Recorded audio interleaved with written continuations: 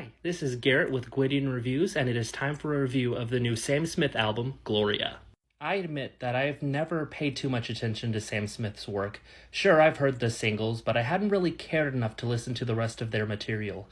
Don't get me wrong, they've got a great voice and some solid songwriting, but nothing about their music really grabbed my attention. That is until last year, when their single Unholy, featuring trans artist Kim Petras, blew up.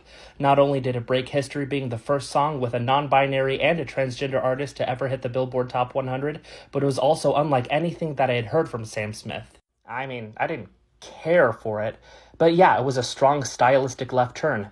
Going from an R&B pop soul sound to an electropop banger piqued my interest. And I wondered, would his next full album fully lean into that sound? Turns out now. Most of Gloria consists of that signature Sam Smith sound, but with a few shifts into dance. And it's...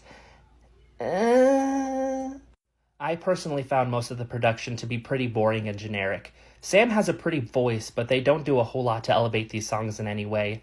Plus, the songwriting as a whole sounds very safe. Most of these tracks sound like Sam going through the motions. The only exceptions are the singles Gimme, which has an obnoxious hook and some of Sam's most bored-sounding vocals on the project, and the aforementioned Unholy, which is nowhere near as sexy as it was trying to be. There are themes of self-love and self-acceptance throughout the album, but they feel way too watered down and commercialized. The only moment that really feels like Sam is digging deep into their soul is How to Cry, which shows a strong amount of vulnerability. It makes me wonder why we didn't get more tracks like that, because How to Cry is easily one of the best songs on here, as well as I'm Not Here to Make Friends, which is a genuine bop. Everything else ranges from dull but inoffensive to obnoxious.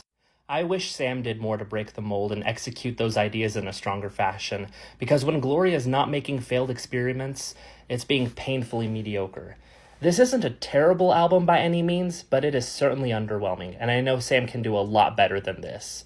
4 out of 10.